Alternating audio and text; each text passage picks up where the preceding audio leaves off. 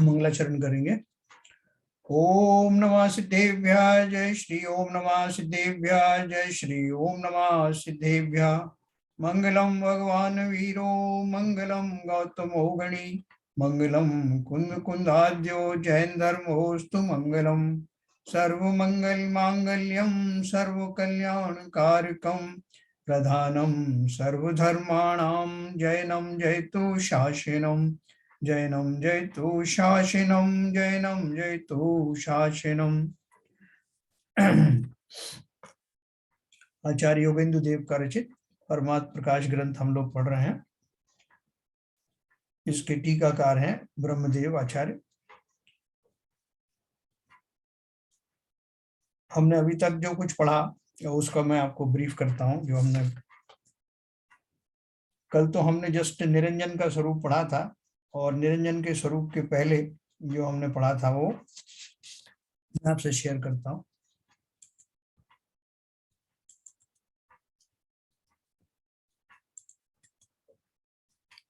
हाँ, ये निरंजन का स्वरूप ने पढ़ा था 3 दोहों में। उसके पहले हमने जो पढ़ा था वो ये था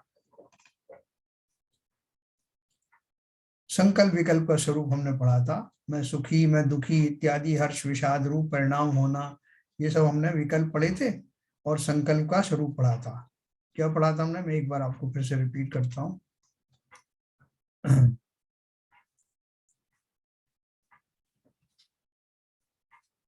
हाँ, यहाँ पढ़ा था हमने। अब संकल्प विकल्प का स्वरूप कहते हैं कि जो बाह्य वस्तु पुत्र स्त्री कुटुंब बांधव वगैरह सचेतन पदार्थ तथा चांदी सोना रत्न मणि के आभूषण वगैरह अचेतन पदार्थ हैं, इन सबको अपना समझे कि ये मेरे हैं, ऐसे ममत्व परिणाम को संकल्प जानना है ना। एक संकल्प तो अपन वो जानते हैं, मैंने कोई नियम लिया है तो उसको हम संकल्प कहते हैं।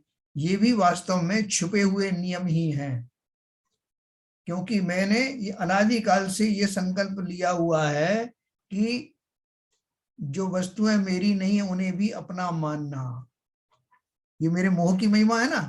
तो मोह के वशीभूत होकर के मैंने अंदर ही अंदर अनादिकाल से ये संकल्प ग्रहण किया है, जब तक मेरा मिथ्यात्व का प्रकोप मेरे ऊपर है तब तक ऐसा मानना। जैसे मैंने संकल्प ही लिया हुआ है कि पर पदार्थों को अपना मानना, अपना स्वरूप मानना।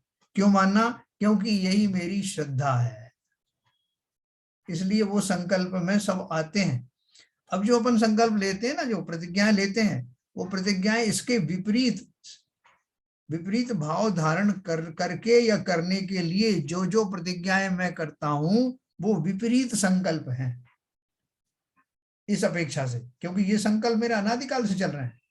पर वस्तुओं को, जिसमें मुख्य रूप से शरीर शामिल है, उनको अपना मानना और उससे जुड़ी हुई सारी अचेतन वस्तुओं को पर भी अधिकार जमा लेना, ऐसा संकल्प मैंने कहीं लिखित में नहीं किया। ये मेरे अनादिकाल का इतिहास है, हिस्ट्री है, कि मैंने उनको अपना माना हुआ, ऐसा ही मैं संकल्पित हूं। तो अब जो अपन जो संकल्प लेते हैं कि साहब उन्होंने संकल्प किया है कि मैं रात्रि भोजन का त्याग करता हूँ, मैं फलाना इतने धन का त्याग करता हूँ, ये जो संकल्प हैं वो पहले वाले संकल्प के विपरीत हैं। और चूंकि ये हमें सही दिशा में ले जाने वाले हैं, इसलिए हम उन्हीं को संकल्प कहते हैं। इन संकल्प के बारे में हमारा ध्यान ही नहीं, ये तो हम संकल्पित हुए पड़े। इन संकल्पों से निकालना ये बहुत आसान बात नहीं है, हम सबको स्वयं को ही निकालना है वहां से। आचार्य आदि तो हमको उसके बारे में अब शिक्षा दे देंगे, उपदेश दे देंगे, लेकिन ऐसा अनादिकाल से पर द्रव्यों में ममत्व मानने वाला संकल्प इतनी जल्दी ढीला होता नहीं। तो इसलिए ये संकल्प है। अब समझना संकल्प का अर्थ क्या है। और जितने संकल्प मैं लेता हूं, आप सोचो कितने ताकत लगा के मुझे उन पहले वाले संकल्पों से ऊपर उठ करके नए संकल्प धारण करना है, जिनकी दिशा पहले वाले संकल्पों से बिल्कुल विपरीत है। वहां ममत्व की बात थी, उन सब वस्तुओं को मैं सहज में ही अपना मानता था। कोई आपसे पूछे कि साहब आपने ये संकल्प कब लिया कि ये शरीर को अपना मानना है, या जो बाकी पर वस्तु जो आपको मिलती हैं उनको अपना मानना है, ऐसा संकल्प आपने किसकी साक्षी में लिया, कब लिया? तो आप चकित रह जाओगे कि ऐसा संकल्प तो मैंने कभी लिया नहीं। बोले फिर क्यों इसको फॉलो करते चले जा रहे हो? बोले पता नहीं, ये अनादिकाल से जो हमारी प्रवृत्ति ही बन गई है, ये संकल्प ही है, नेगेटिव संकल्प है। तो इसलिए उन्होंने कहा जो बाह्य वस्तु, पुत्र, स्त्री, कुटुंब, बांधव वगैरह सचेतन पदार्थ तथा चांदी, सोना, रत्न, मणि के आभूषण वगैरह अचेतन पदार्थ हैं, इन सबको अपने समझे कि ये मेरे हैं, ऐसे ममत्व परिणाम को संकल्प जानना। तथा मैं सुखी, मैं दुखी इत्यादि हर्ष विषाद रूप परिणाम होना, वो विकल्प है।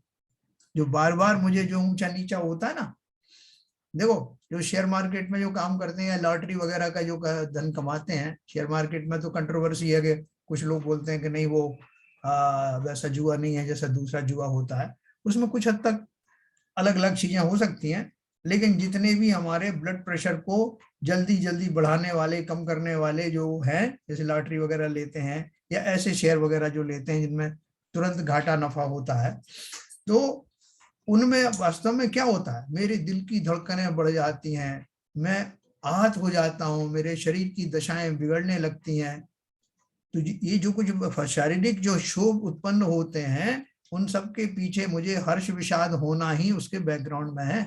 किसी बात से बहुत जल्दी दुखी हो जाता हूँ, बहुत जल्दी उसमें ठंडा हो जाता हूँ। तो ऐसा जो स्थिति है, इसीलिए इस तरह के व्यापार करने के लिए मना किया जाता है, जिसमें आपको संक्षेप में तो अपन संकल्प विकल्प कह देते हैं और अपन उसके आदी हो गए समझने के। अपन आज उसका स्वरूप समझ रहे हैं कि संकल्प विकल्प का अर्थ क्या है।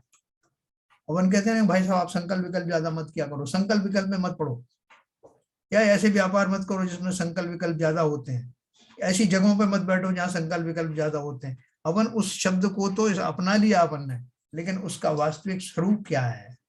संकल्प का मैंने आपको अर्थ बता दिया कि उन सब वस्तुओं को जो अपनी नहीं है, उनमें ममत्व भाव धारण करना, ममत्व भाव बना रहना, ये सब संकल्प की स्थिति है, नेगेटिव संकल्प की। हम नेगेटिव कह के बात नहीं करते, जनरल कहते हैं संकल्प विकल्पों में हमें नहीं पढ़ना। और विकल्प कौन से हैं? विकल्प जो बताया कि इनके माध्यम से होने वाले हर्ष विषाद के जो भाव हैं, हर्ष विषाद की जो मेरी अवस्थाएं हैं, उनको मैं विकल्प कहता हूं। ये वास्तविक संकल्प विकल्प है। और इनको मैंने जो आज की परिभाषा है उनसे मैंने कनेक्ट किया कि जो हम संकल्प लेते हैं वो उन संकल्प से वो उनमें क्या डिफरेंस है। हम जो पॉजिटिव लेते हैं उनके अगेंस्ट में लेते हैं, उस जो हुए शुभ संकल्प हुए। और विकल्प जो है, विकल्प के मैंने आपको एक अर्थ और बताया था, अल्टरनेटिव। अल्टरनेटिव का अर्थ क्या है कि इस वस्तु का कोई दूसरा उपाय है क्या, अन्य कोई उपाय है क्या, इसको एक विकल्प कहते हैं। फिर साहब क्या क्या हमारे पास ऑप्शंस क्या क्या हैं, ऑप्शंस को विकल्प कहते हैं।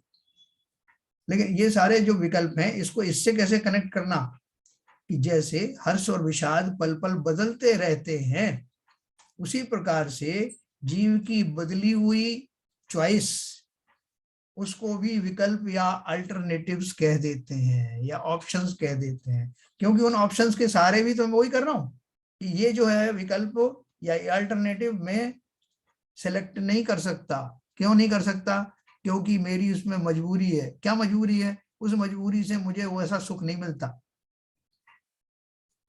या किसी से मुझे अच्छा सुख मिलता है, उसे मैं अच्छा मुझे लगता है उसको फॉलो करने में, तो वो वाला विकल्प, वो ऑप्शन में अडॉप्ट कर लेता हूँ। अल्टीमेटली वो जो ऑप्शन है, वो जो अल्टरनेटिव्स हैं, वो जो उसके जो क्या बोलना चाहिए, मतलब उसकी जगह पे कोई दूसरी चॉइस कर लेना जो है, उन सब से वही आपका हर्ष और विषाद जैसा जो है अल्टरनेटिव प्रकट होते हैं। जो ऑप्शन का जो अपन दूसरी दुनिया में जो ऑप्शन की बात करते हैं, जो विकल्प की बात करते हैं, वो विकल्प का अर्थ ये है। और तीसरा उसका अर्थ ये है कि बार बार अपने उपयोग को भ्रमाना, घुमाना, पलटना, इसका नाम भी विकल्प है। और ध्यान किसे कहते हैं? ये सब चीजें कनेक्टेड है। ध्यान किसे कहते हैं? एकाग्र चिंता निरोधस्य ध्यान है।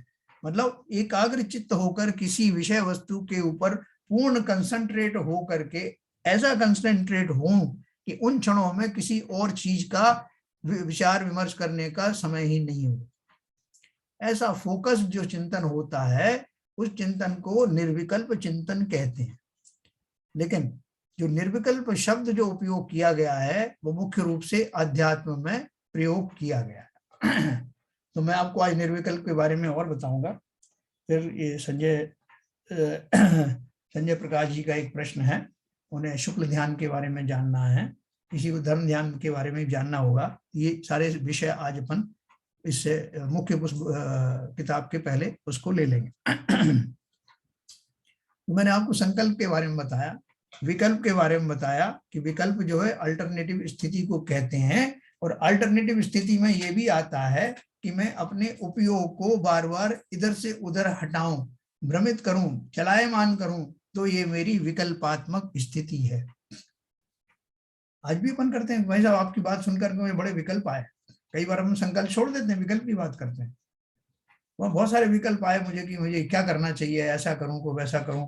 ये सब जो विकल्प मुझे जो अल्टरनेटिव दिख रहे हैं, जो ऑप्शन दिख रहे हैं, उन ऑप्शंस की बदौलत मैं किसी एक निर्णय पर नहीं पहुंच पा रहा हूं। एक तो ये बात हुई, लेकिन दूसरी बात एक और है, जब मैं किसी निर्णय पर पहुंचना चाहता हूं तो बहुत सारी चिंतन करना आवश्यक होता है, तभी तो मैं उस निर्णय पर पहुंचता हूं। तो उस निर्णय वाली स्थिति में पहुंचने के पहले जो तरह तरह के विचार आते हैं उन्हें भी विकल्प कहा जाता है। ठीक है, अब मैं आपको निर्विकल्प अवस्था के बारे में बताऊं।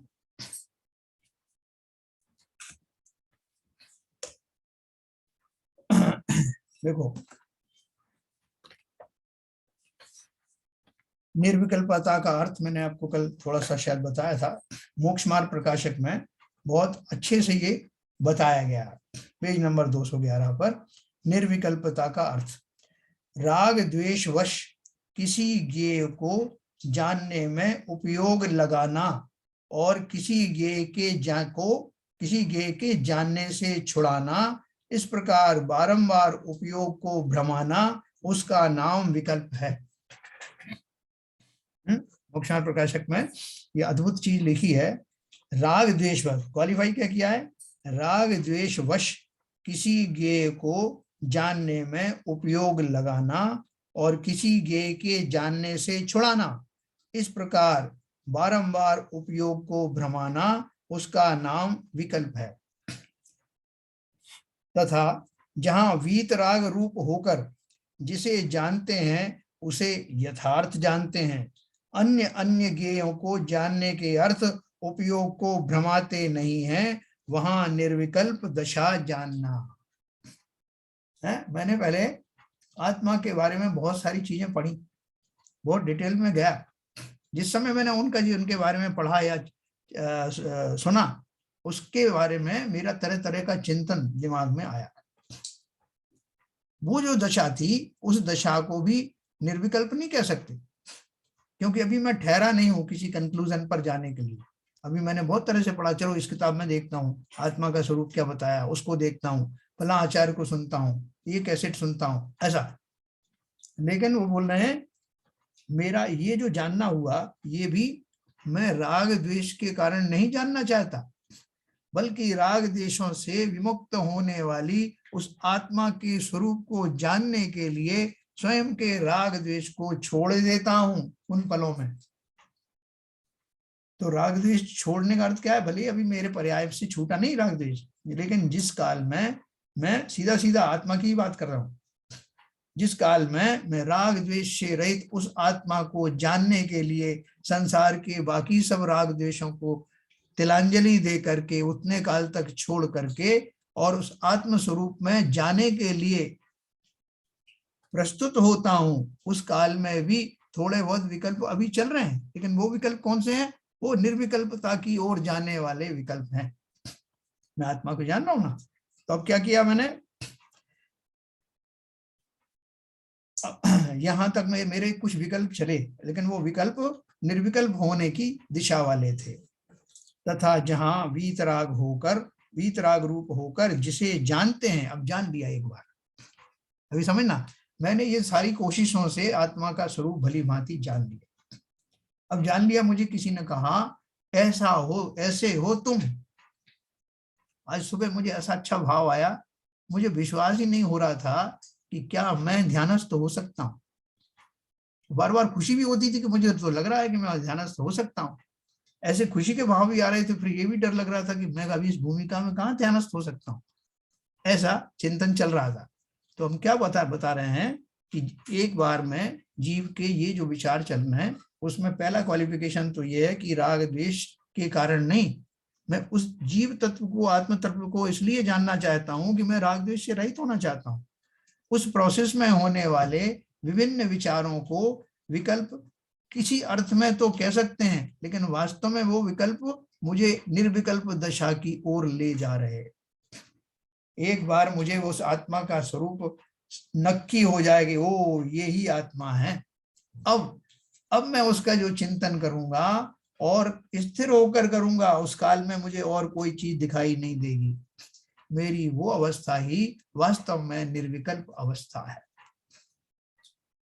मेरा अब उपयोग टूटेगा नहीं, इधर उधर भागेगा नहीं। जो पहले से मैंने सिद्ध किया हुआ है, निर्णय किया हुआ है, उस आत्मा के स्वरूप में ही अब मैं निश्चिंत होकर के स्थापित हो जाऊंगा। यही निर्विकल्प दशा है, यही ध्यान की समाधि है। तो देखो आगे लिखा इसमें, जहां वीतराग हो रूप होकर जिसे जानते हैं उसे यथार्थ जानते हैं, अन्य अन्य ज्ञेयों को जानने के अर्थ उपयोग को भ्रमाते नहीं हैं, वहां ही निर्विकल्प दशा जानना। जहां कोई कहे कि छद्मस्त का उपयोग तो नाना ज्ञेयों में भ्रमता ही भ्रमता है, वहां निर्विकल्पता कैसे संभव है। कल किसी ने पूछा था ना ये प्रश्न कि अभी हम आत्मा के बारे में तो छोड़ो, हम मान लीजिए छद्मस्त का अर्थ क्या है, जब तक जीव केवल ज्ञानी नहीं हो जाता तब तक सारे जीव छद्मस्त हैं, मतलब उन्हें पूर्ण ज्ञान नहीं हुआ, सब छद्मस्त हैं, साधक हैं। तो किसी ने पूछा कि इस अवस्था में हमारा उपयोग तो तरह तरह से अलग अलग भ्रमता ही रहता है, एक जगह कहाँ रहता है, तो वहां निर्विकल्पता कैसे संभव है। तो इन्होंने उत्तर दिया, जितने काल एक जानने रूप रहे तब तक निर्विकल्प नाम पाता है। सिद्धांत में ध्यान का लक्षण ऐसा ही किया है। क्या किया है?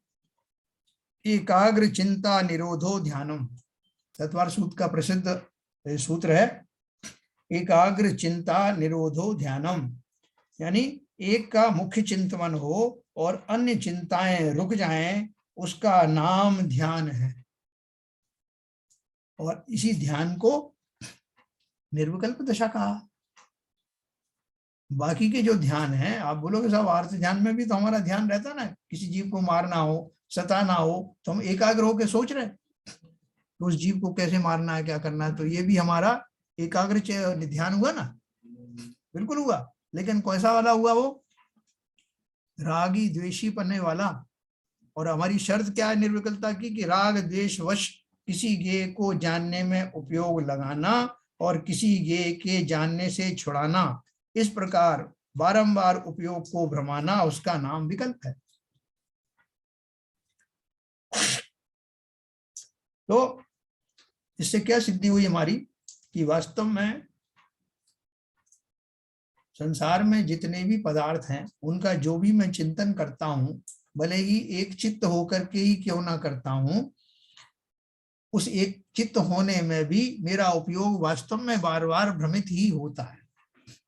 वो कभी वैसा कंसंट्रेट होता नहीं, लेकिन फिर भी किसी अपेक्षा से अपन बोलते हैं भाई साहब एकाग्र होकर के काम करोगे तो हो जाएगा।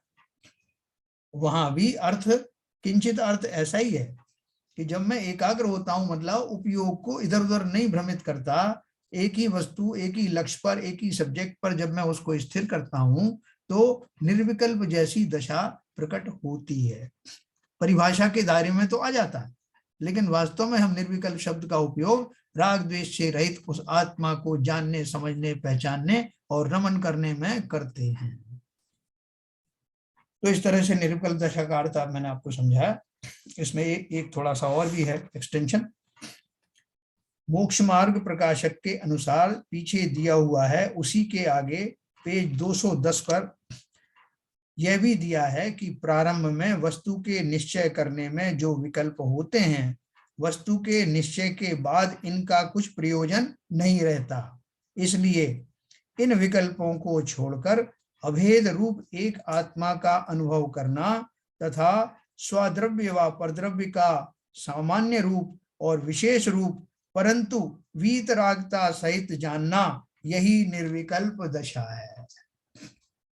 मैंने आपको पक्का कर दिया, निर्विकल्प दशा सांसारिक चीजों के मामले में होती नहीं, क्योंकि वहां नए नए राग द्वेष का मेरा जो व्यापार चल रहा है ना, इसलिए तरह तरह के और अल्टरनेटिव आ जाते हैं। इसलिए वैसी निर्विकल्प दशा तो आ ही नहीं सकती जैसी कि आत्मा एक ही द्रव्य है और जो समस्त विकल्पों से समस्त अन्यथा चिंतन से रहित है। इसलिए उसका चिंतन करना वास्तव में वही निर्विकल्प दशा का सूचक है। निर्विचार, किसी ने बोला साहब कि क्या करें, निर्विकल्प हो जाए तो अर्थ क्या है कि सोचना बंद कर दें क्या? उन्होंने लिखा निर्विचार होना निर्विकल्पता नहीं है, क्योंकि छद्मस्त के जानना विचार सहित है। अपन जानते तो कैसे जानते, विचार सहित ही तो जानते हैं। उसका अभाव मानने से ज्ञान का ही अभाव हो जाएगा, क्योंकि जो हमारे विचार जो उठते हैं वो कहां से उठते हैं? ज्ञान में से।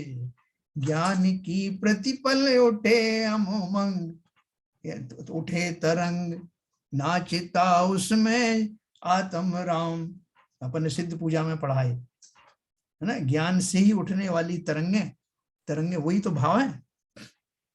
निर्विचार होना निर्विकल्पता नहीं है, क्योंकि छद्मस्त के जानना विचार सहित है। उसका अभाव मानने से ज्ञान का अभाव होगा और तब जड़पना हुआ जो आत्मा के होता नहीं। इसलिए विचार तो रहता ही है ना। निर्विकल्प दशा ऐसी नहीं कि विचार नहीं, विचार है लेकिन उस एक स्ट्रीम में है, तब वो निर्विकल्प दशा। तो ये मैंने आपको संकल्प विकल्प और निर्विकल्प दशा का अर्थ बताया। अभी देखो, ये संजय प्रकाश जी पूछ रहे थे शुक्ल ध्यान के बारे में। शुक्ल ध्यान से पहले मैं आपको धर्म ध्यान बताता हूँ। बृहद्रव्य संग्रह और ज्ञानानव, ये दो ग्रंथ बहुत बढ़िया हैं जिसमें ये ध्यान का स्वरूप बहुत विस्तार से बताया। और हमने ये बृहद्रव्य संग्रह हम अभी और पढ़ेंगे। मैंने उनमें से निकाल के निचोड़ आपको, जब हमने धर्म ध्यान के बारे में पढ़ा था, मैंने बताया था। हाँ, बहन जी की क्लास में चल रहा है बृहद्रव्य संग्रह। जिनको भी थोड़ा जानना हो, वो हफ्ते में 2 दिन चलता है उनका, मंगलवार और शुक्रवार को 11:30 बजे से, इसी चैनल के ऊपर, इसी जूम के उस पर। तो बहुत अच्छा चल रहा है, आप वहां से उसको ले सकते हैं। तो यहाँ देखो धर्म ध्यान क्या लिखा है। धर्म ध्यान के ब्रैकेट में लिखा है शुभोपयोग के गुण स्थानों में। शुभोपयोग के गुण स्थान कहाँ तक है? 7वें गुण स्थान तक शुभोपयोग है, उसके बाद में फिर शुद्धोपयोग शुरू हो जाता है। 7वें गुण स्थान के अंतिम भाग से यहाँ श्रेणी आरोहण का प्रसंग आता है, वहां से ही शुक्ल ध्यान या शुभ ध्यान शुद्धोपयोग शुरू हो जाता है।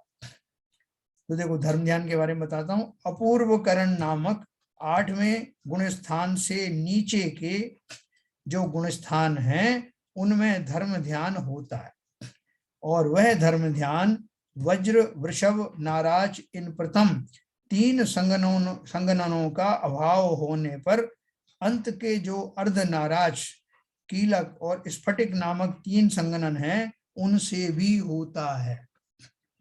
धर्म ध्यान के लिए जो हमारे जो संगनन हैं उनके द्वारा भी हो जाता है। पहले वाले तो जो वज्र वृषभ नाराज संगनन जो इसमें वो वहां होते हैं जहाँ पे शुक्ल ध्यान लगता है, लेकिन यहाँ वो बोल रहे हैं कि जिनके वो सिंग वो नहीं है वहां भी धर्म ध्यान होता है। अंत के जो अर्ध नाराज, कीलक और स्फटिक नामक 3 संगनन हैं उनसे भी होता है। ज्ञानार्णव में लिखा है यह धर्म ध्यान 4थे से 7वें गुण स्थान पर्यंत अनुक्रम से असंख्यात गुणा कर्म समूह को क्षय करता है। उपशम श्रेणी और छपक श्रेणी, इन दोनों से पहले जीवों को धर्म ध्यान होता है। होता होगा, नेचुरली होगा, क्योंकि 8वें गुणस्थान से श्रेणी आरोहण शुरू हो जाता है ना, उससे नीचे के गुणस्थान की बात कर रहे हैं। तो अर्थात हमको भी सम्यक दर्शन तो अब प्राप्त होने वाला है ना, तो हमको भी ये धर्म ध्यान प्राप्त होने की योग्यता है, बनी हुई है। अब शुक्ल ध्यान किसे कहते हैं? प्राचीन मुनियों ने उत्तम संगनन वालों के ही शुक्ल ध्यान कहा है, क्योंकि उक्त संगनन धारियों का चित्त चलायमान नहीं होता। अभी मैंने जैसे आपको उसके बारे में बताया था ना, निर्विकल्प अवस्था के बारे में बताया था, तो वैसी निर्विकल्प अवस्था धारण करने के लिए ऐसी योग्यता लाने वाले के शरीर में भी उत्तम संगनन होते हैं, वो आपस में कनेक्टेड है। तो यहाँ उन्होंने लिखा, प्राचीन मुनियों ने उत्तम संगनन वालों के ही शुक्ल ध्यान कहा है, क्योंकि उत्तम संगनन धारियों का चित्त चलायमान नहीं होता। संगनन किसे कहते हैं? अपन ने पढ़ा था ना, वज्र वृषभ नाराज संगनन, ऐसे 6 प्रकार के जो संगनन है, वो संगनन कौन से थे? जो वज्र का ही हड्डी होना, वज्र का ही जो उसकी बंद होना, और वज्र के ही उसकी जो कील होना है ना, वो उत्तम संगनन में आता है, वज्र वृषभ नाराज संगनन। तो ये सब हड्डियों से कनेक्टेड है, और उससे नीचे की जो संगनन है उसमें उतनी हीनता रहती है, वो वज्र के नहीं होते। तो अपवाद रूप से व्याख्यान से तो उपशम श्रेणी तथा छपक श्रेणी में शुक्ल ध्यान होता है, और वह उत्तम संगनन से ही होता है। उपशम श्रेणी वालों के 8, 9, 10 व 11वें गुण स्थान में, और छपक श्रेणी के 8, 9, 10 गुण स्थानों में प्रथम शुक्ल ध्यान पृथक्त्व वितर्क विचार, दूसरा शुक्ल ध्यान एकत्व वितर्क अविचार 12वें गुण स्थान में, तीसरा शुक्ल ध्यान सूक्ष्म क्रिया प्रतिपाती और 13वें गुण स्थान में, और चौथा विपरीत क्रिया निवृत्ति 14वें गुण स्थान में होता है। ये अलग अलग गुण स्थानों में होते हैं, ये तो मैंने होने के बारे में बताया, लेकिन आप जो पूछ रहे थे कि उनका स्वरूप क्या है, वो स्वरूप मैं आपको अलग से बताऊंगा, क्योंकि वो उसमें काफी समझ आएगा। जब मैं धर्म ध्यान और उनके बीच में व्याख्या करूंगा तो उसमें थोड़ा समझ आएगा। तो अपन इसकी चर्चा बाद में करेंगे, या अल्टरनेटिव भी अभी बृहद द्रव्य संग्रह का, जैसे मैंने बताया रंजी का वो चल रहा है, वहां भी अभी यही प्रसंग चल रहे हैं, तो वहां से भी आप समझ सकते हैं, या अपन जब ये फिर से लेंगे तो मैं आपको बताऊंगा, वो शायद 1 आध दिन में ही मैं बता दूंगा। तो ये हमने इस तरह से निर्विकल्पता का स्वरूप समझा। शुक्ल ध्यान तो मैंने ये बताया कि शुक्ल ध्यान जो है वो कहाँ कहाँ कौन से गुण स्थान में होता है। जब हमारा धर्म ध्यान का जहाँ इंटरफेस समाप्त होता है, वहां से शुक्ल ध्यान शुरू होता है। तो धर्म ध्यान में तो बहुत कुछ चीजें जो है वो थोड़ी स्थूल होती हैं, और जो शुक्ल ध्यान है उसमें वो स्थूलता से ऊपर जाकर के बहुत ही सूक्ष्म हो जाती हैं, और उन ध्यान के फलस्वरूप बहुत सारे कर्मों की निर्जराएं एक साथ होती हैं। मैं आपको कल उसके बारे में अगर समय मिला तो कल आपको बताऊंगा, फिर कभी इसको विस्तार से बताऊं। तो अभी अपन चलते हैं अपने इस सब्जेक्ट पर जो हमारा चल रहा था गाथा का, परमात्म प्रकाश का।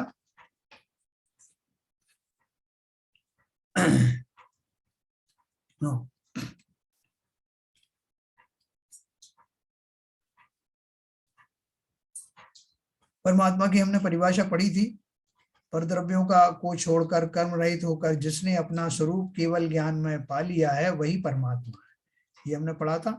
फिर 16वें वाले में हमने पढ़ा था हाँ, ये बहिरात्मा अंतरात्मा, बहिरात्मा अंतरात्मा और परमात्मा का स्वरूप हमने पढ़ा था ना 15वें वाले दोहे में। जो देह आदि में ही अपनी आत्मा का स्वरूप माने, देह को ही आत्मा माने, देह को ही अपना माने, देह को ही अपना स्वरूप माने, वो सब बहिरात्मा है। और जो आत्मा को अपना जाने, अपना माने, आत्मा का स्वरूप को पहचाने, वो सब अंतरात्मा है। और जो उसी में उस स्वरूप में ही आ जाए, जैसा माना था, जैसे सोचा था, और सब कर्मों से रहित होने वाला, मुख्य रूप से जो घातिया कर्मों से रहित होने वाले सब परमात्मा है। और उससे ऊपर घातिया अघातियां दोनों से रहित होने वाले सिद्ध भगवान है, वो भी परमात्मा है। लेकिन ये सकल परमात्मा है, वो निकल परमात्मा है। कल कहते हैं शरीर को, जो शरीर सहित हैं वो अनंत परमात्मा है, जो शरीर से रहित हैं वो सिद्ध परमात्मा। अभी और आएगा इसमें दोहे में। 19 तक हो गया। हाँ, तो ये मैंने आपको ये निर्विकल्प विकल्प के बारे में बताया। 18वां हमने जो पढ़ा था दोहा, 18वें में हमने क्या पढ़ा था, नित्य निरंजन ज्ञानमयी परमानंद स्वभाव के बारे में 17वें नंबर में पढ़ा था। और उसी का विस्तार करते हुए फिर हमने 18 के बाद 19, 20, 21 में ये जाना था कि निरंजन अवस्था किसे कहते हैं, निरंजन, है ना। 18 में हमने क्या पढ़ा था, आगे फिर उसी परमात्मा का कथन करते हैं जो अनंत ज्ञान आदि रूप अपने भावों को कभी नहीं छोड़ता। देखो ये जो रंगरेज होते थे ना पहले, तो वो कपड़े रंगते थे। आजकल तो मशीनों से रंगाई होती है, तरह तरह के प्रिंट आपको मिलते हैं, कलर मिलते हैं। लेकिन पहले क्या है, वो रंगरेज या कुछ जैसे धोबी होते हैं ऐसे रंगरेज हुआ करते थे, और वो किसी विशेष रंग के घोलों में उन कपड़ों को डालते थे जिनके ऊपर रंग चढ़ाना होता था, है ना। तो रंग चढ़ाना या रंग उतारना ये एक प्रक्रिया थी। ऐसी प्रक्रिया साधारण वस्तुओं में तो हो सकती है, लेकिन आत्मा में नहीं हो सकती। इसलिए उन्होंने क्या बोला, नित्य निरंजन ज्ञानमयी परमानंद स्वभाव शांति और शिव स्वरूप का वर्णन करते हैं। लिखा है परमात्मा का, लिखा है ना, परमात्मा का कथन करते हैं जो अनंत ज्ञानादि रूप अपने भावों को कभी नहीं छोड़ता। बोलता भाई साहब ये रंग, ये कपड़े लेके आया बाजार से, जितनी बार भी धोता हूं ये रंग छोड़ता है। रंग छोड़ता है का अर्थ क्या है, उसने कभी रंग पकड़ा भी होगा और कभी छोड़ा भी होगा। तो ऐसी दोनों सामर्थ्य उस वस्त्र में थी। तो वो बोल रहे हैं ऐसा जो परमात्मा है वो अपने अनंत ज्ञानादि रूप के वाले रंग में एक बार रंगने के बाद उन रंगों को कभी छोड़ता नहीं, और जो काम क्रोधादि रूप पर भावों को कभी ग्रहण ही नहीं करता है, तीन लोक तीन काल की सब चीजों को केवल हमेशा जानता है, वही शिव स्वरूप तथा शांत स्वरूप है। इसका अर्थ क्या है कि बाकी के जो रंग हैं उस पर चढ़ते ही नहीं। सूरदास की काली कमरिया पुराना आपने सुना होगा, ये चढ़े ना दूजा रंग। इसका अर्थ क्या था कि ऐसा रंग जिसके ऊपर में दूसरे कोई रंग चढ़ते नहीं। तो इसलिए उन्होंने बोला संसार अवस्था में शुद्ध द्रव्यार्थिक न कर सभी जीव शक्ति रूप से परमात्मा है, व्यक्ति रूप से नहीं। ये अपन ने पढ़ा था। हम कैसे हैं, हम शक्ति रूप से तो हम भी परमात्मा है। शक्ति रूप से अर्थ का अर्थ क्या है, ऐसी योग्यता मुझ में भी है कि मैं परमात्मा बन जाऊं।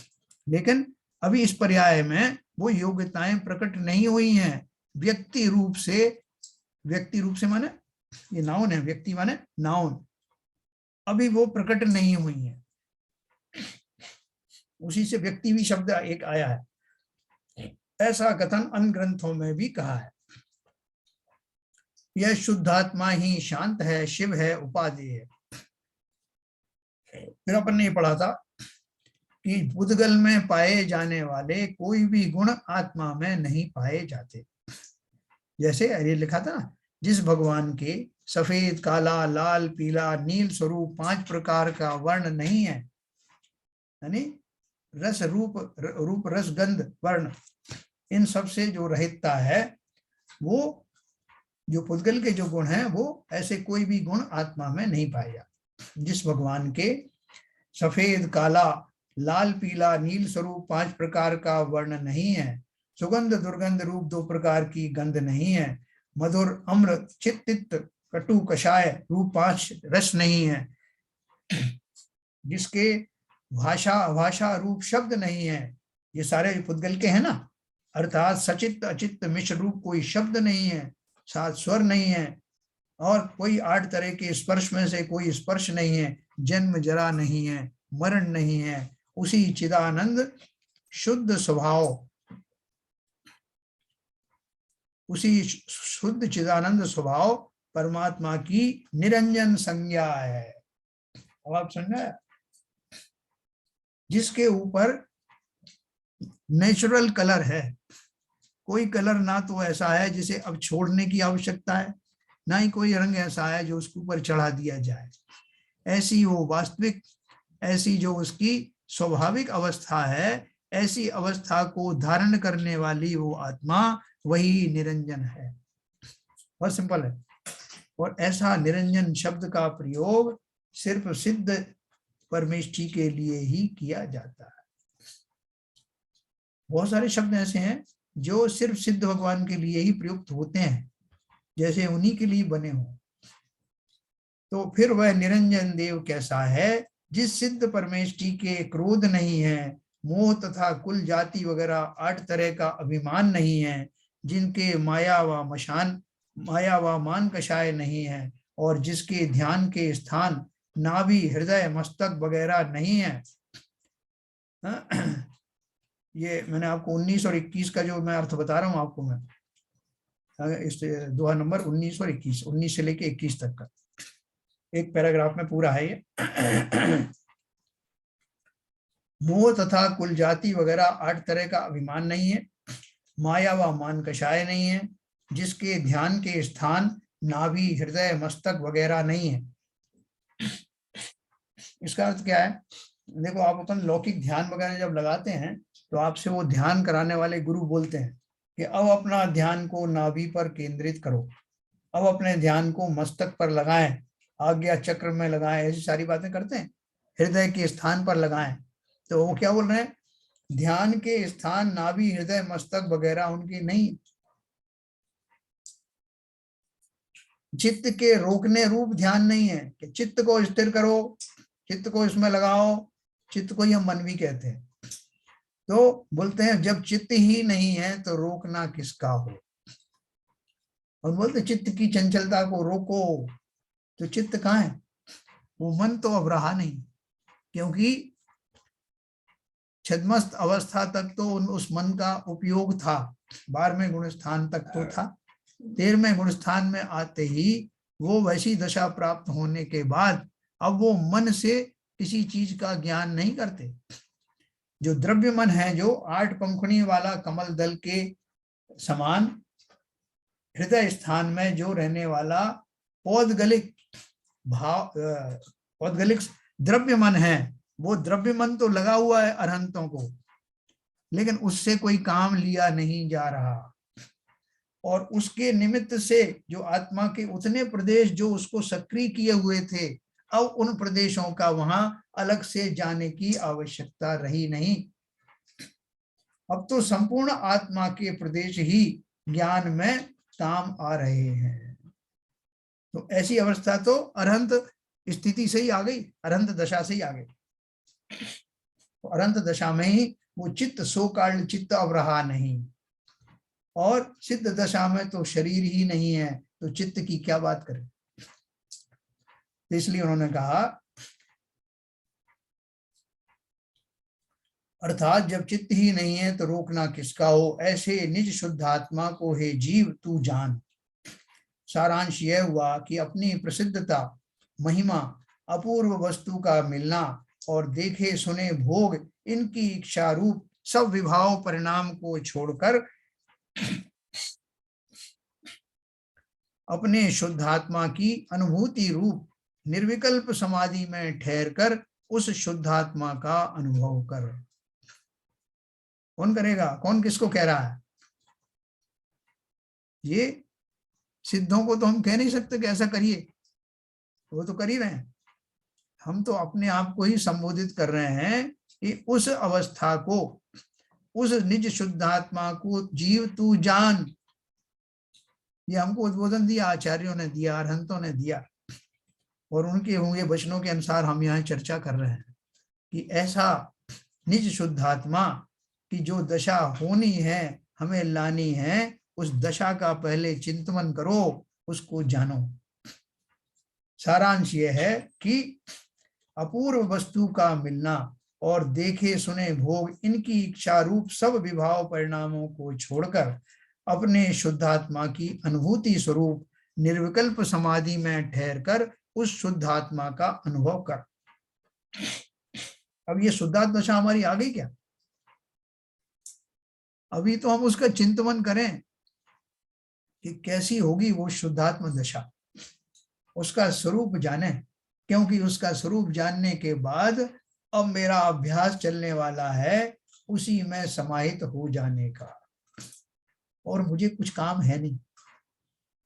अब से मेरा काम यही रहने वाला है। उस शुद्धात्म दशा को, किसकी शुद्धात्म दशा? मेरी, अपनी आत्मा की वो शुद्धात्म दशा का भली प्रकार स्वरूप जानकर उसमें स्थिरता बनाए रखने की भावना करना। दो भावनाएं करना, एक तो मैं उस भगवान ऐसा हो जाए, ऐसा करते ना, तो काश ऐसा हो जाए कि मैं उस अपनी ही उस शुद्धात्म दशा से परिचित हो जाऊं जो कि प्रकट होने वाली है किंचित पर्यायों के बाद में, जो मुझे प्राप्त होने वाली है। ऐसी शुद्धात्म दशा को मैं जान पाऊं और जानने के बाद निर्विकल्प रूप से उसी में लीन हो जाऊं, ये दूसरी भावना। तो अब वो निरंजन के बारे में फिर उन्होंने एक लास्ट में एक लाइन और लिखी है। पुनः वह निरंजन कैसा है जिसके पुण्य न पापम न अस्ति, द्रव्य भाव रूप पुण्य नहीं है तथा पाप नहीं है, राग द्वेष रूपी खुशी व रंज नहीं है, और जिसके शुदा वगैरह दोषों में से एक भी दोष नहीं है, वही शुद्ध आत्मा निरंजन है, ऐसा तू जान। ऐसे निज शुद्ध आत्मा की परिज्ञान रूप वीतराग निर्विकल्प समाधि में स्थित होकर तू अनुभव कर। इस प्रकार तीन दोहों में जिसका स्वरूप कहा गया है उसे ही निरंजन जानो, अन्य कोई भी परकल्पित निरंजन नहीं है। इन तीनों दोहों में निर्मल ज्ञान दर्शन स्वभाव वाला निरंजन कहा गया है, वही उपाधि है। देखो ये निरंजन शब्द का प्रयोग जो वैष्णव दर्शन में भी और दूसरे दर्शनों में भी मिलेगा। अलख निरंजन बोलते हैं ना, अलख निरंजन मतलब क्या है? अलख किसे कहते हैं? अलख जगाना है ना, मतलब जागृत करना, सचेत करना। किसके प्रति? निरंजन के प्रति, अपने निरंजन स्वभाव के प्रति सजग कर देना, अलख निरंजन। वही बोलते ना, वो त्रिशूल उठाकर, भले ही उसका अर्थ ना समझते हो, हम सब ये अर्थ समझ जाना। ऐसा निरंजन मैं बनूं जिसमें चिरकाल तक की कालिमा सब समाप्त हो जाए और नई कोई कालिमा चढ़े ही नहीं, ऐसा मेरा वो अनूठा स्वभाव प्रकट हो। ऐसा हमने निरंजन के बारे में पढ़ा था। आगे धारणा, ध्येय, यंत्र, मंत्र, मंडल, मुद्रा आदि व्यवहार ध्यान के विषय मंत्रवाद शास्त्र में कहे गए हैं। देखो ये अब मैं आपको 22वें नंबर का दोहा बताऊंगा, ये बहुत इंपॉर्टेंट है मंत्र तंत्र साधने वालों के लिए। मंत्र तंत्र साधना क्या है? 19-20 कहाँ गया भाई? हाँ 22। जासुन धारणु ध्येउण वीजासुन जंतुन मंतु, जासुन मंडलु मुद्रण विशो मुनि देहु अनंतु। यस्य न धारणा ध्येयम नापि, यस्य न यंत्रम न मंत्र है, यस्य न मंडलम मुद्रा नापि, तब मन्यस्व देव मनंतम। इसका अर्थ बताता हूं आपको।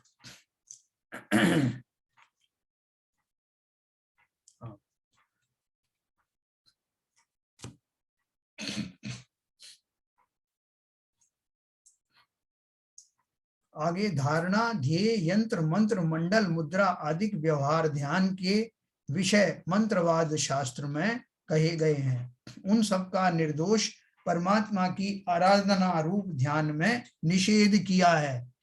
आपको मालूम द्वादशांग वाणी में, जो द्वादशांग में इतने सारे जो 12 अंग जो बताए गए हैं, उन अंगों में मंत्र साधना आदि का भी जिक्र आता है।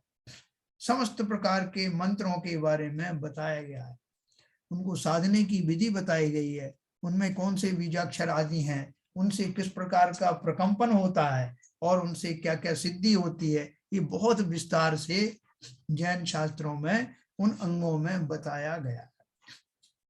ठीक है, क्योंकि उस द्वादशांग वाणी के अतिरिक्त और ज्ञान का कुछ और बाहर, उसके बाहर का कुछ भी ज्ञान है नहीं, सब उसमें समाहित है। और वो मंत्र तंत्र साधना आदि जितनी भी है वो सब भले ही द्वादशांग वाणी में बताई है, लेकिन वो उनमें से कोई भी आत्म आराधना में काम नहीं आता। इसलिए अगर आपको मंत्र आदि नहीं आते हो, उनकी सिद्धि नहीं होती, तो बिल्कुल घबराने की जरूरत नहीं, क्योंकि हमें उनकी आवश्यकता पड़ने वाली भी नहीं।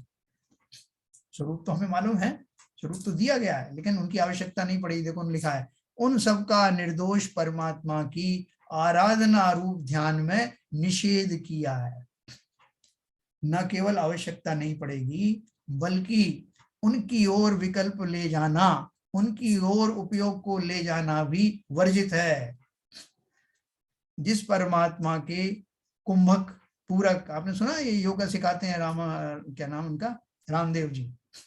कुंभक पूरक होते हैं ना, जो नाक में है वो भरना, सांस को छोड़ना, पूरक माने लेना, कुंभक माने अंदर लेना, ऐसा कुछ है। हाँ, कुंभक माने लेकर के रोकना, पूरक माने लेना, रेचक माने छोड़ना। ऐसे नाम वाली वायु धारणाधिक नहीं है। प्रतिमा वगैरह ध्यान करने योग्य पदार्थ भी नहीं है। शुरू में लोग बोलते हैं ना कि भाई आप इस प्रतिमा को रखो, पद्मावती की प्रतिमा का जो है निहारते रहो, उनका ध्यान करो, या कोई और प्रतिमा का ध्यान करो, उसकी भी आवश्यकता नहीं। क्यों अंत में वो सारे आलम्बन छूट जाते हैं। अगर हम वीतराग प्रतिमा की बात करें तो चलो ठीक है, वो काफी दूर तक उनका संबल हमको मिलता है। जिसके अक्षरों की रचना रूप स्तंभन मोहन आदि विषयक यंत्र नहीं है, अनेक तरह के अक्षरों के बोलने रूप मंत्र नहीं है। मंत्र किसे कहते हैं?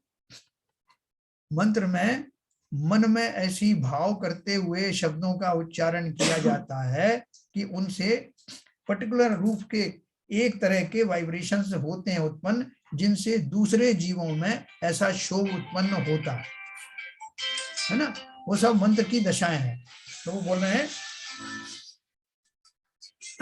अक्षरों की रचना रूप स्तंभन मोहनादि विषयक यंत्र नहीं है, अनेक तरह के अक्षरों के बोलने रूप मंत्र नहीं है, और जिसके जल मंडल, वायु मंडल, अग्नि मंडल, पृथ्वी मंडल आदि पवन के भेद नहीं है, गारुण मुद्रा, ज्ञान मुद्रा वगैरह मुद्रा नहीं है। ये सारे जो इंद्रजाल वगैरह जो है आप पढ़ेंगे जब उसमें, खाली आप विषय वस्तु पढ़ सकते हैं, विषय सूची वो द्वादशांग वाणी की, उसमें उनमें से किसी किसी अंग में ये सब दिए हैं।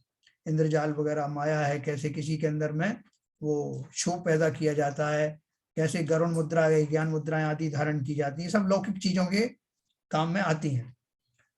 तो उनकी साधना में लोगों की पूरे जीवन निकल जाते हैं।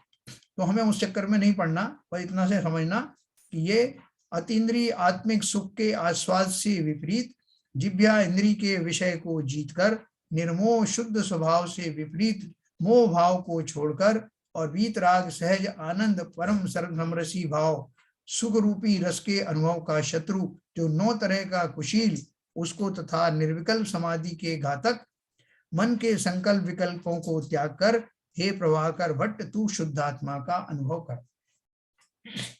कल मैं आपको इसके बारे में बताऊंगा कि ये 9 प्रकार का कुशील क्या है, और ये जो निर्विकल्प समाधि को जो घात करने वाले मन के जो विकल्प हैं वो क्या हैं, ब्रह्मचर्य व्रत कैसे पालन किया जाता है, इंद्रियों में जो प्रबल इंद्रिय है वो कौन सी है, इसकी चर्चा अपन कल विस्तार से करने वाले हैं।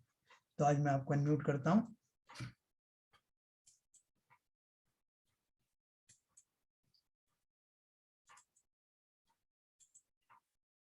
हाँ सर, थोड़ा भारी हुआ क्या सब्जेक्ट? हाँ भाई साहब जी, ऐसा मुझे एक बात कहनी है। हाँ, आपने अभी बताया था निर्विकल्प दशा के बारे में जी, कि अगर हम किसी को मारने के बारे में भी अगर ध्यान से उसका चिंतन बहुत एकाग्र होकर करते हैं तो वो भी निर्विकल्प में आ जाता है ना। वो निर्विकल्प में एकदम निर्विकल्प नहीं आता, निर्विकल्प जैसा जैसी स्थिति, हाँ जैसा हाँ। लेकिन मेरा कहना मतलब कहने का, मैं ये समझता हूँ मेरा अपना कॉमन सेंस से कि निर्विकल्प दशा जो होती है वो आत्मा के स्वभाव में स्थिर होना, जो आत्मा का स्वभाव है और जो निरंजन बिल्कुल स्वभाव, उसमें ज्ञान ध्यान और ध्याता का एक हो जाए और उसमें स्थिर हो जाए, वो दशा जो होती है वो निर्विकल्प दशा कहलाती है। आपने सुना नहीं, सबसे पहले मैंने यहीं से शुरू किया था। मैंने क्या बताया था जहां मेरा मतलब इसलिए कह रहा था, इसके अलावा आत्मा के विभाव परिस्थिति में, चाहे वो मारने की हो, चाहे किसी को और किसी दशा में ध्यान को एकाग्र करने की बात हो, तो उसमें तो विकल्पता बनी ही रहेगी, उसमें निर्विकल्पता आ ही नहीं सकती। ये मेरा एक बात समझना था, मैं कहाँ तक सही समझाऊं पूछ रहा हूँ। नहीं सही, अगर आप ये समझने की बात कर रहे तो आप सही समझे हैं। अच्छा ठीक है, बताने की बात आप कर रहे हैं, तो ये मैंने शुरुआत यहीं से की थी। नहीं, मैं समझने की बात कर रहा हूँ बस। हाँ, मैं न बता रहा हूँ, किसी को बता रहा हूँ, ना मैं किसी को समझा रहा हूँ, मैं केवल मैं अपने को समझ रहा हूँ। अब मैं जो समझा हूँ वो सही है या नहीं सही, ये आपसे पुष्टि करना चाहता हूँ। हाँ, देखिए मैं आपको फिर से आपको बताता हूँ। अपन ने निर्विकल्पता में जो पढ़ा था, जहां वीतराग रूप होकर जिसे जानते हैं उसे यथार्थ जानते हैं, वीतराग रूप होकर। हाँ, बिल्कुल सही है। अन्य अन्य ज्ञेयों को जानने के अर्थ उपयोग को भ्रमाते नहीं है, वहां निर्विकल्प दशा जानना। बिल्कुल सही है ना। सबसे पहले अपन यहीं से शुरुआत की थी। और राग द्वेष बस किसी ज्ञेय को जानने में उपयोग लगाना और किसी ज्ञेय के जानने से छुड़ाना, इस प्रकार बारंबार उपयोग को भ्रमाना, उसका नाम विकल्प है। विकल्प सही है, बिल्कुल सही, बिल्कुल सही। राग द्वेष बस, तो ये तो मेन मैंने बोला कि निर्विकल्प का जो शब्द है उसका प्रयोग वीतरागता की दशा में ही किया जाता है। बिल्कुल सही है ना। फिर यहाँ किसी ने प्रश्न भी किया था। क्या प्रश्न किया था? यहाँ कोई कहे कि छद्मस्त का उपयोग तो नाना ज्ञेयों में भ्रमता ही भ्रमता है। छद्मस्त है ना, तो छद्मस्त कौन से हैं? पहले गुणस्थान से लगा के 12वें गुणस्थान के सभी छद्मस्त हैं। हाँ, बिल्कुल सही है। तो मैं तो उसमें से ऐसे हम हो सकते हैं कि ऐसे पापी लोग भी हों जो कि एकाग्र होकर, जैसे आपने कहा किसी के मारण के बारे में चिंतन कर रहा हूं, तो उन्होंने बोला कि वहां निर्विकल्पता कैसे संभव है, ऐसा प्रश्न पूछा गया। तो उन्होंने बोला जितने काल तक एक जानने रूप रहे तब तक निर्विकल्प नाम पाता है। जानने रूप, जैसे संसारी जीव भी अगर जब एकाग्र होता है तो उसको निर्विकल्प दशा इस अपेक्षा से कहा है कि वो एक ही दिशा में सोच रहा है। अच्छा, इस अपेक्षा से कहा, लेकिन वास्तव में तो उसको भी निर्विकल्प दशा इसलिए नहीं कह सकते क्योंकि उसमें राग लगा हुआ है। बिल्कुल सही है ना। तो बहुत अच्छे से क्लियर रखना कि एकाग्र होना वो एक अलग बात है, क्योंकि एकाग्र होना ही ध्यान का स्वरूप है। और वो निर्विकल्प दशा भी ध्यान पूर्वक आती है, इसलिए उनमें कनेक्शन मिलाया गया है। ठीक है। चलिए साहब, और किसी का कोई प्रश्न? ये अंकल जी, ये जो अपना शुक्ल ध्यान है, इसके जो शुरू के 2 ध्यान है और बाद में 2 है, 4 प्रकार बताए ना। हाँ, तो जो शुरू के 2 ध्यान है वो विकल्प दशा में होते हैं और जो बाद वाले हैं वो निर्विकल्प में होते हैं, ऐसा है ना? देखिए इसकी जो अपन पूरा स्वरूप कल जो है बहुत अच्छे से समझेंगे कि अगर वो विकल्प है भी तो कैसा विकल्प है। ठीक है ना। क्योंकि वैसे तो वैकल्पिक दशा जो है धर्म ध्यान तक ही ज्यादातर सीमित रहती है, लेकिन शुक्ल ध्यान में वो अगर उसकी कुछ लेश रहता है तो किस अपेक्षा से है, कल मैं आपको इसको बहुत विस्तार से बताऊंगा। कौन से गुण स्थान में कौन सा नंबर का शुक्ल ध्यान लगता है तो मैंने आज बताया आपको। और उनकी दशा में अगर विकल्पात्मक कुछ है तो क्या है। ठीक है, आपको कुछ पता है तो आप बताएं। नहीं, ये आपने बताया था ना कि 12वें गुण स्थान में ये 2 शुक्ल ध्यान होते हैं शुरू वाले। हाँ। और उसके बाद वाले 2 शुक्ल ध्यान और 13वें वाले में होते हैं।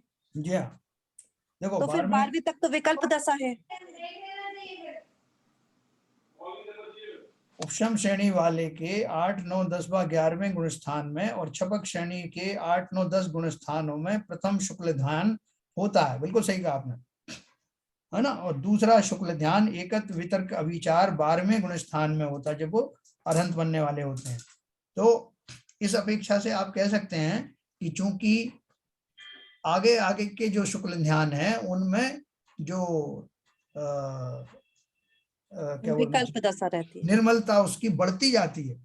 तो वो निर्मलता जो बढ़ने का अर्थ ये है कि उसमें जो है कोई भी उसमें जो किंचित भी अगर विकल्प आता है, भले ही उसी डायरेक्शन वाला आता है तो वो नहीं आता। तभी तो ऊपर ऊपर के गुण स्थानों में उस तरह की बढ़ती हुई वीतरागता प्रकट होती है। ठीक है ना। तो उसमें वो प्रगाढ़पना नीचे के गुण स्थान वालों में नहीं रहता। ठीक है। और किसी का क्या? चलें जी, ऊपर से तो नहीं गया आज? नहीं, हाँ थोड़ा समझना पड़ेगा। हाँ क्योंकि वो शुक्ल ध्यान की जो बात हो रही थी, जी तो ये जैसे मुनि अवस्था में भी कभी थोड़े समय के लिए भी शुक्ल ध्यान मेरे ख्याल में नहीं होता, क्योंकि भीतर आगता तो पूरी हो नहीं पाती जब तक। नहीं, देखो 8वां गुण स्थान मुनि दशा का ही तो है, ये सब मुनि दशा ही तो है। हाँ, 8वें के बाद मतलब जैसे साधु दशा 6वीं और 7वीं में तो शुक्ल ध्यान नहीं होगा ना। सिद्धों के कोई ध्यान होता है क्या? नहीं, सिद्धों के नहीं, सिद्धों के नहीं, नहीं सिद्ध होता तो है? हो गए तो फिर खत्म, सिद्ध हो गए तो फिर पूरा हो ही गया, कंप्लीट सब कुछ फाइनल हो गया। फाइनल हो गया फिर तो। इसलिए उससे पहले सब मुनि होते ना, हाँ, ओके 12वें गुण स्थान तक तो उनको मुनि संज्ञा दी गई है, उसके बाद में वो अनंत कहलाने लगते हैं। ओके। ये अरिहंत भगवान को भी ना स्नातक मुनि कहते हैं ना। स्नातक, हाँ स्नातक है, बिल्कुल ग्रेजुएट हो गए ना, स्नातक किसे कहते हैं? ग्रेजुएट। उनका कि जब जब संवत्सरण लगता है हाँ। तब उनका कन्वोकेशन होता है। है ना?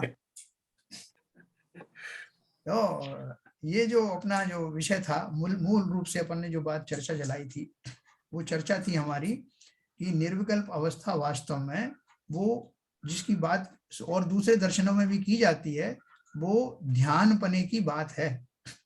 और ध्यान की जब भी बात की जाती, कोई भी खोटे ध्यान की बात नहीं करता, कि बगुले को ध्यान की कोई बात नहीं करते कि बगले जैसा ध्यान मेरा हो जाए। काग चेष्टा बको ध्यानम, है ना, स्वान निद्रा तब करके है ना एक श्लोक। तो जब भी बात लोग ध्यान की करते हैं, एकाग्रता की बात करते हैं, तो अच्छी चीजों के लिए ही करते हैं। ध्यानस्थ होने नहीं, भाई साहब वो बड़ा ध्यानी है, कैसे? उसका रौद्र ध्यान और आर्त ध्यान बड़ा तगड़ा है